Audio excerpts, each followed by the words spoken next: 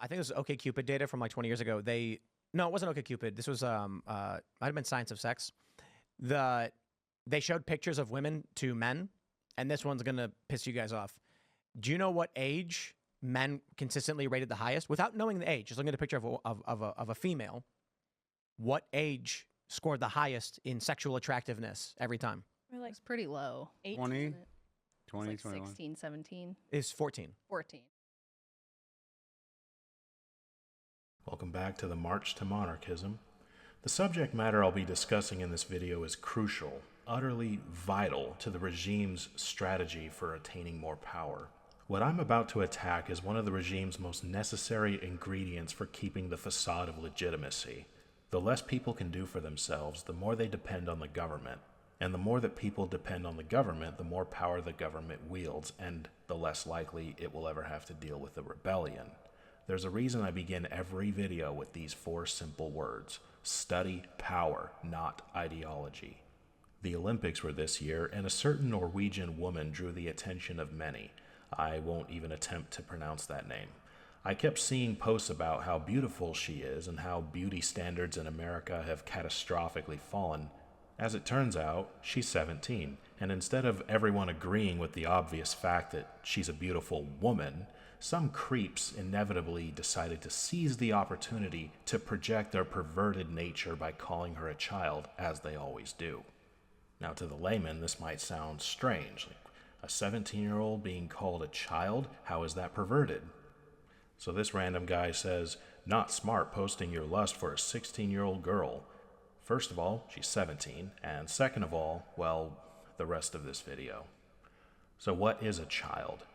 According to dictionary.com, a person between birth and puberty or full growth.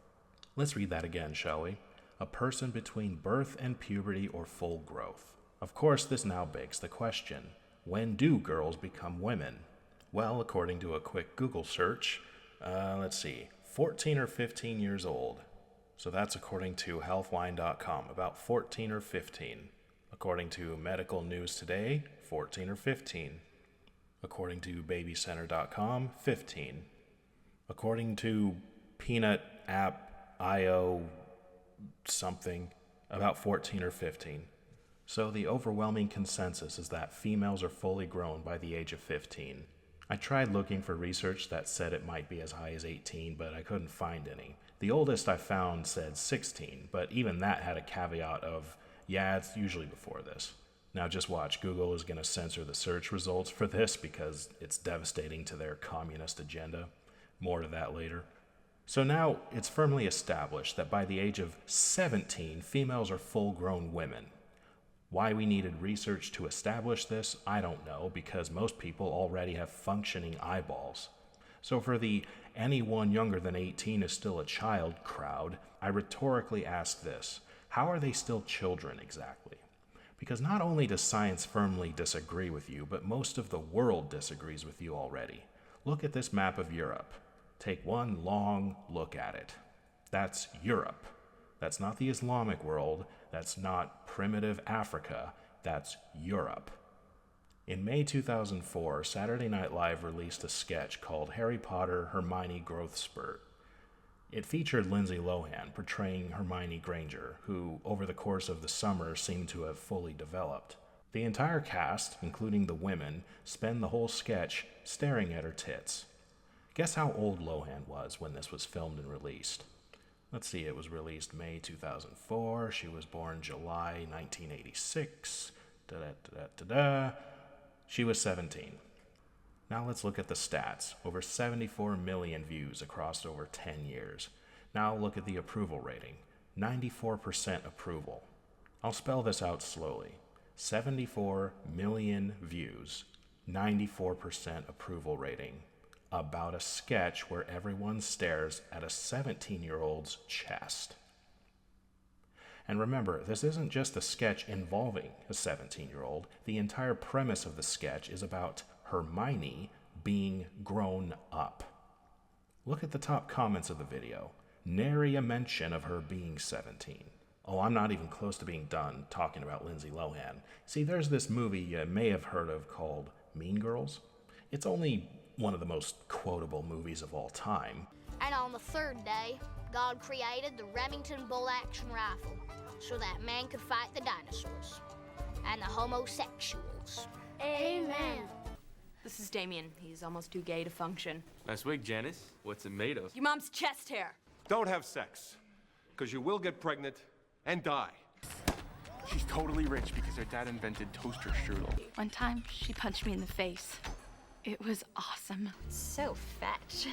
So if you're from Africa, why are you white? Oh my God, Karen, you can't just ask people why they're white. Ashton Kutcher. Is that a band? Get in, loser. We're going shopping. Okay, that was so fetch. Girl, I want to lose 3 pounds. Glen Coco? Fall for you, Glen Coco. You go, Glen Coco. That is so fetch. Gretchen, stop trying to make fetch happen. It's not going to happen. I really want to lose 3 pounds. You want to do something fun? You want to go to Taco Bell? It's like I have ESPN or something. I like invented her, you know what I mean? And I want my pink shirt back! I want my pink shirt back! When this movie was filmed and released, guess how old Lindsay Lohan was? Let's see, she was 17. For such a classic movie, still beloved to this day, surely there wouldn't be any sexualization of someone her age, right? Right? Oh, you'll get socialized all right. A little slice like you. What are you talking about? You're a regulation hottie. Is your muffin buttered? What?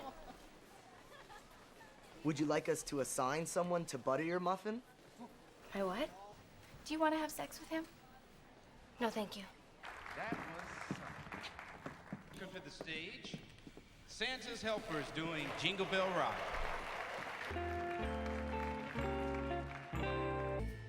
Jingle bell, jingle bell, jingle bell rock. They dress so slutty, and you're not supposed to look at them. There's a segment in society that if you look at those giant, luscious teenage breasts, will say, oh, you're a pervert and a pedophile, and you're ogling children. Bullshit. Children do not have D-cup tits. That's not a child, okay? Giddy up with your feet, jingle around the clock. Mix and a mingle and a jingle and a beat. That's the jingle bell, that's the jingle bell, that's the jingle bell rock. That kitty girl is hot. She might even be hotter than Regina George.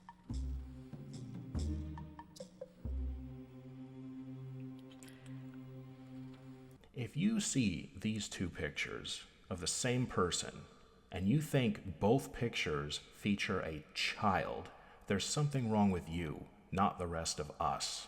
This is what I meant by what I said earlier about these people who call under 18s children. If you look at a full-grown adult and still see a child, the one with serious problems is you, because all you're doing is projecting and shouting from the rooftops that you see children everywhere you look. It's disgusting even pointing this out. A long time ago, Matt Walsh observed the absurdity of how most people in the West perceive this subject. Let's listen to what he said. Ever since the beginning of time, teenage girls have been getting pregnant.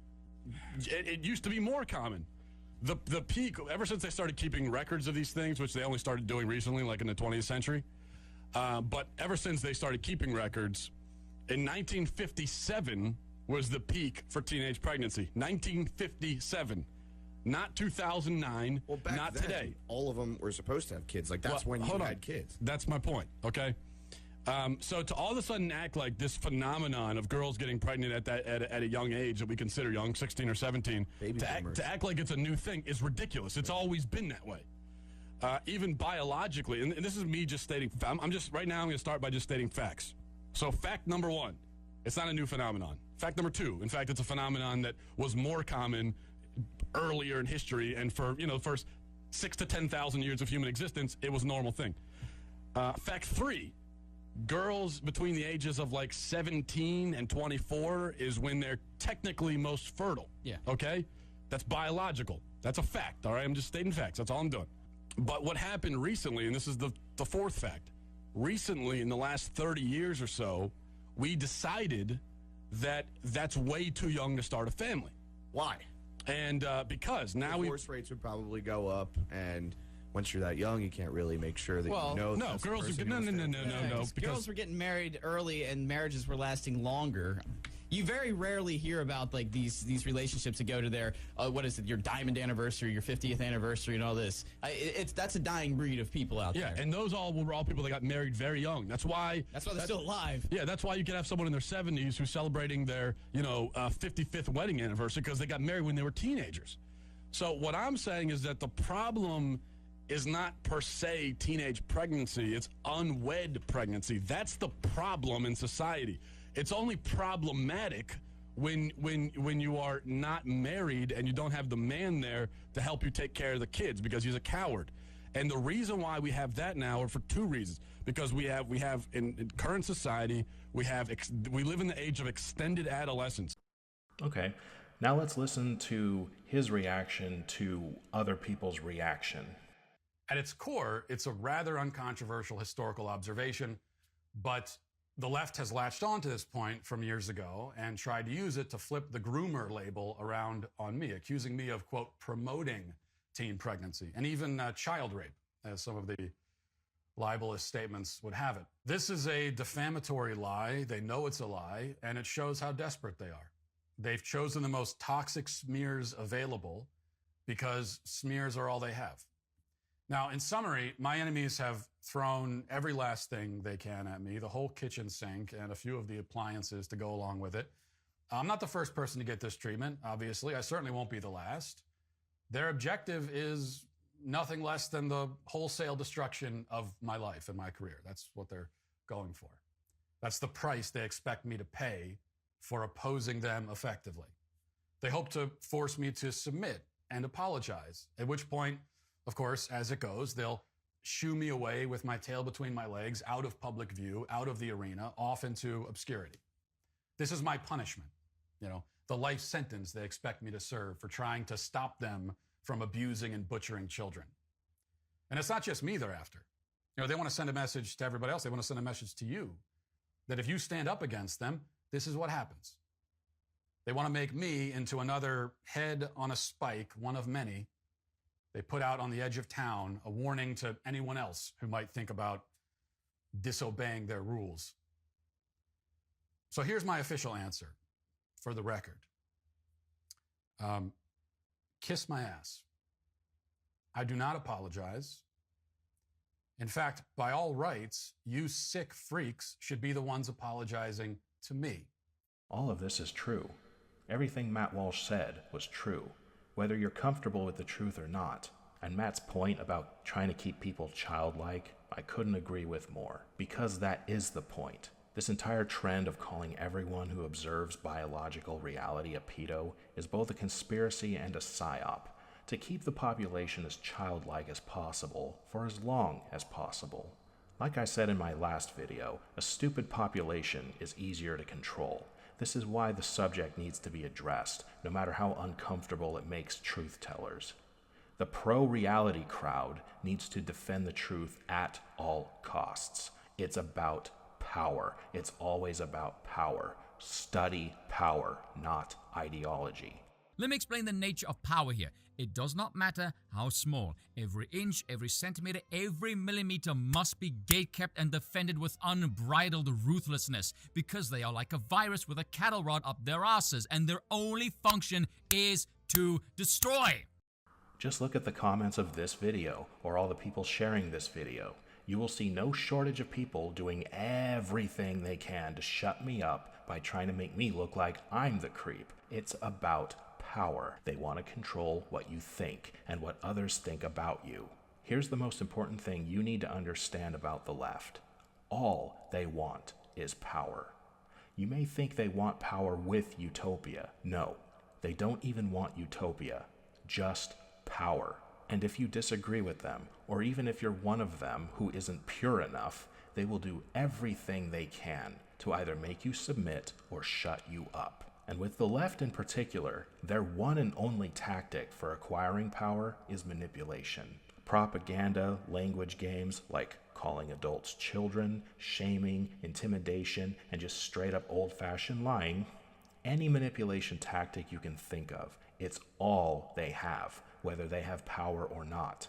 Why does the left still need manipulation even when they have power? Because their worldview is completely unrealistic and unsustainable, sometimes the exact opposite of reality. And since they can't change reality, they have to resort to controlling the minds of the masses. This is why, no matter what, no matter the victories the left achieves, their tactics and moral bankruptcy will never end.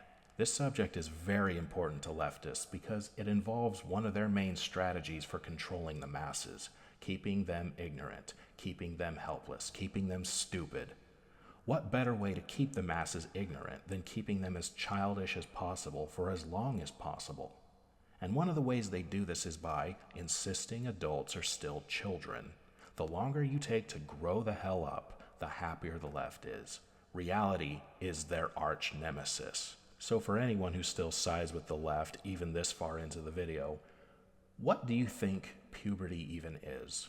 Seriously, what is puberty? Puberty is the period or age at which a person is first capable of sexual reproduction of offspring. In common law, presumed to be 14 years in the male and 12 years in the female. So the purpose of puberty is making children, which implies you're ready to raise children, or should be. Which logically can only mean one thing. Puberty makes a person not a child anymore. Logically, if it's normal for children to have children, then what even remains to define a child as? Now, I said, if it's normal, and I phrased it that way on purpose. There is a condition called precocious puberty, and by definition, it is not normal. The world's youngest mother was 5 years old, which means she went through puberty at God only knows what age. Everyone knows when it is normal to go through puberty, which means everyone knows when it is not normal.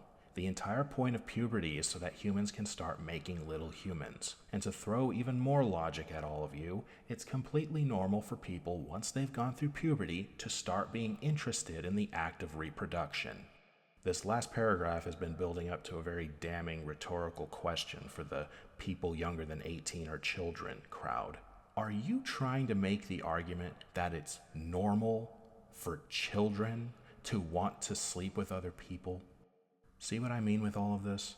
The people who cry 17-year-olds are still children are the ones who truly and clearly have some demented, fucked up perceptions.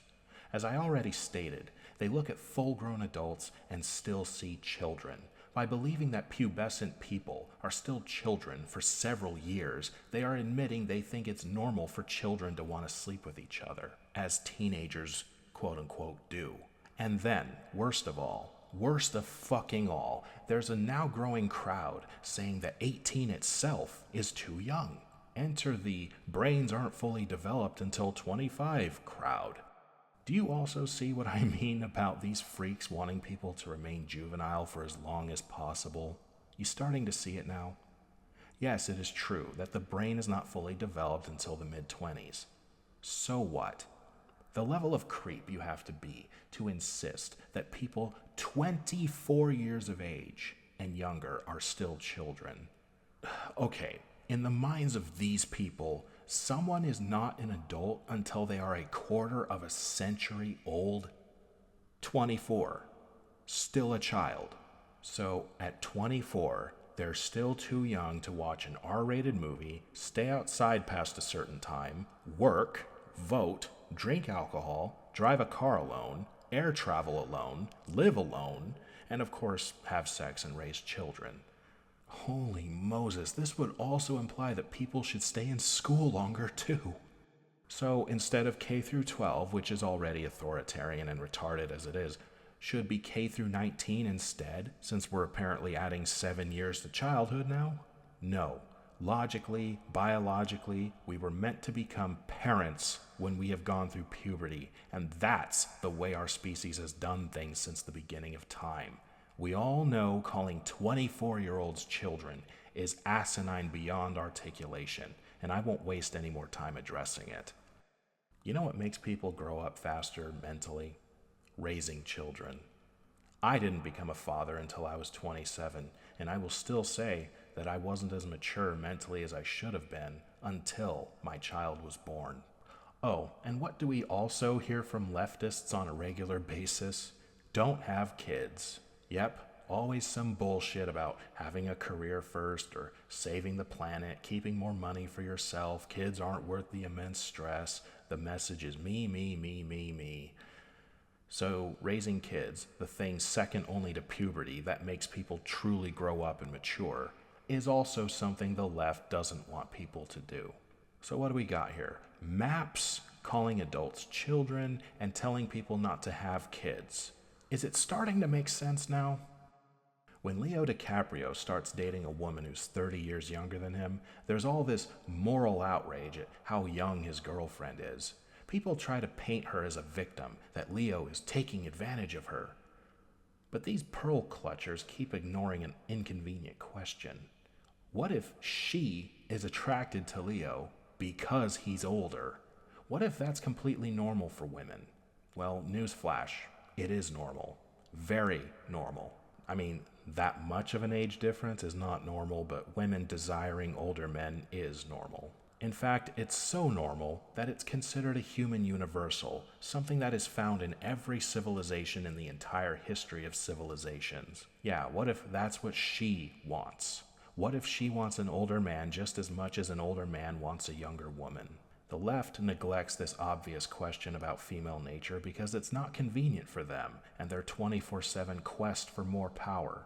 If you saw my opening clip and thought, oh, that study must have accidentally polled a bunch of pedophiles, or if you thought, oh, this just proves most men are pedophiles, then let me show you the rest of that clip. I think this is OkCupid data from like 20 years ago. No, it wasn't OkCupid. This was might have been Science of Sex. They showed pictures of women to men, and this one's gonna piss you guys off. Do you know what age men consistently rated the highest? Without knowing the age, just looking at a picture of a female, what age scored the highest in sexual attractiveness every time? It's pretty low. 20? 20, It's like 21. 16, 17. Is 14. 14. Oh, wow. And then when they added in information on the person, it jumped to 22. Right. But not like bios. It was like questionnaires. And the research found that men, so like this is the important thing. The average guy thinks teenage girls are the most attractive. Something interesting happens when you ask questions. Guys don't. The reason why it goes up to 22 on average is because teenagers are incapable of supporting a family. So men want, they want predominantly good genetics, which is seen through symmetry in the body. But if the man finds out the woman is really stupid, her attractiveness drops way down. It really is true. Now, there are probably a bunch of guys that are like, don't know, don't care because I get free sex. If the thought process for a lot of these guys is, I have zero responsibility, then they're going to be all over South Carolina. So with this information, we're all left with two choices. Either all men are pedophiles, or being 14 is not part of childhood and thinking that it is a psyop.